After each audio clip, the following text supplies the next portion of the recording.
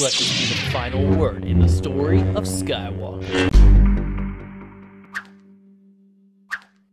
So Star Wars Episode 9, The Rise of Skywalker is once again directed by J.J. Abrams and stars Daisy Ridley, John Boyega, Oscar Isaac, and Adam Driver, with special appearances by Mark Hamill, Carrie Fisher, Anthony Daniels, and Ian McDiarmid. And I'm just letting you know that there's going to be major spoilers in this video, so if you haven't seen Star Wars The Rise of Skywalker, I recommend that you do so before watching the rest of this video, unless you just don't care. And I will say, this movie is just a teensy tiny bit of a mess, because what it comes down to is it's trying to resurrect plot points from The Force Awakens that The Last Jedi decided to dispose of, tries to retcon The Last Jedi as best it can, and still tell and finish up the story. I mean, if I had to describe it, it's almost like they took 3 films and just mashed it into one movie. Because this Star Wars movie, it goes from planet to planet to planet to planet, and moves at just such a breakneck pace that, especially in the beginning, it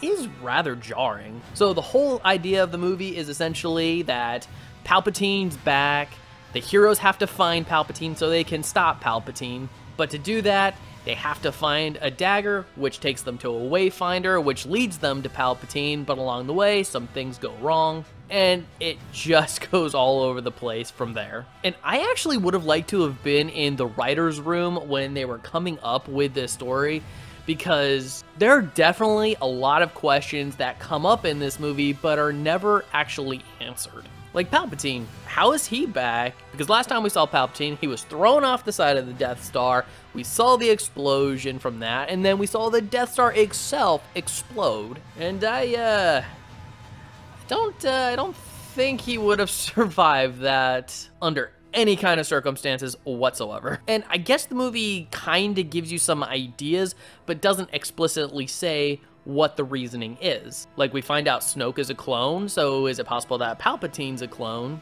But then, of course, Palpatine uses that line from Revenge of the Sith that the dark side is a pathway to many abilities some consider to be unnatural. Which I guess is what they're going with. Basically, Palpatine survived because dark side. There's also the dagger, because the dagger has some kind of like compass thing in it, which is supposed to point to where the Sith Wayfinder is. And that in itself also raises a lot of questions, because they make it sound like this knife, this dagger or whatever, is ancient, it has a really long history, but really because it connects and lines up with remains of the Death Star, and then you have to figure the Death Star fell randomly, so how would it know how the Death Star debris would have even landed on the planet? But it does. But it's also not just finding the dagger, then finding the Wayfinder. He also had the sequence where C-3PO, he had to translate it, but for some reason, he could translate it, but he couldn't actually repeat it back to anyone because it's against his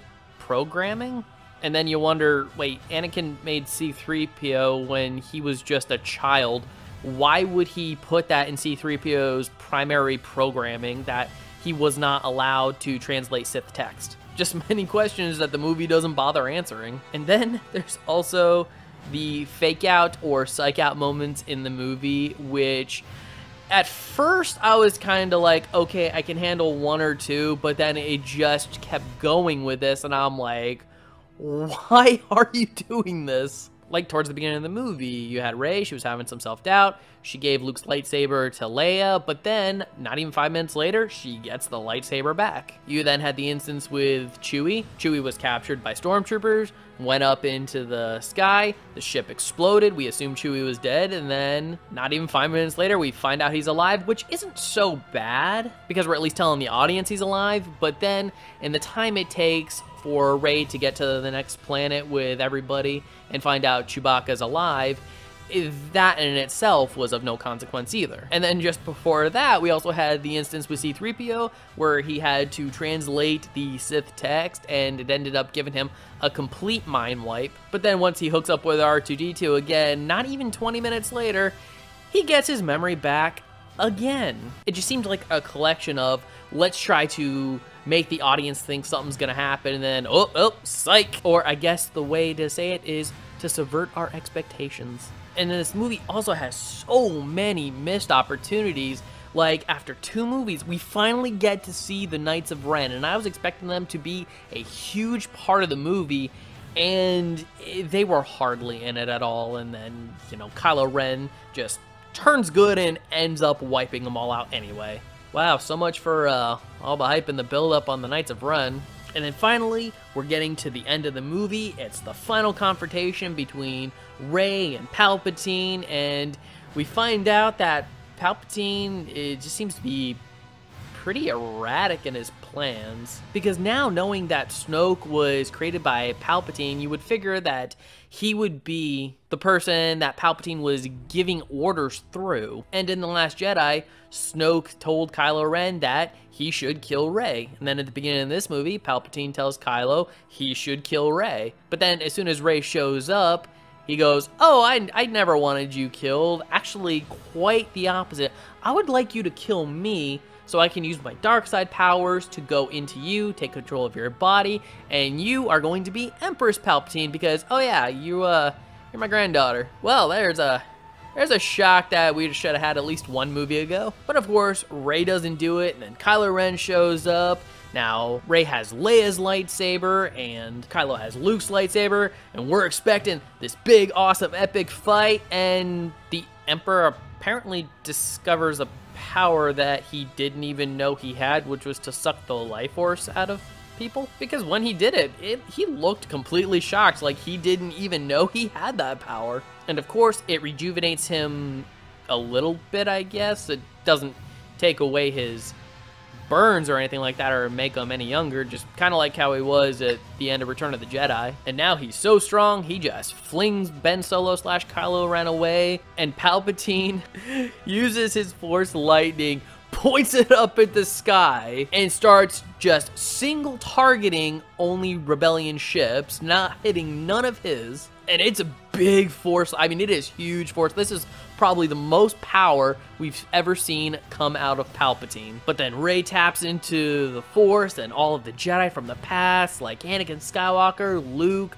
Mace Windu, everybody tells her to get up and let's finish the fight. And she stands up, activates her lightsaber, and then Palpatine starts trying to use the Force lightning on her, and she's just holding her own. She's like deflecting it, kind of, and then she pulls out the secondary lightsaber and she puts it in a crisscross motion and completely deflects all of the Force lightning back into Palpatine, exactly the same as in Star Wars Episode 3 Revenge of the Sith, where Mace Windu was doing it and it melted Palpatine's face. And in this entire time, Palpatine still didn't learn his lesson and continues to give his Force lightning all of his power until it eventually destroys him. Now, in Revenge of the Sith, I could argue this point of why he didn't turn off his Force lightning to the point it scarred him.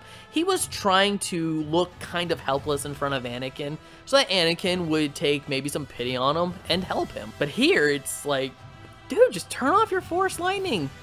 It's killing you. But we're not done yet, because this whole thing ended up taking all of the life force out of Rey. She plops over, she's dead, and then boom, Ben Solo comes back, heads on over, gives Rey all of his life force. She comes back to life. He dies right after the most awkward kiss, because this entire trilogy set up, yeah, just the most believable love story between these two.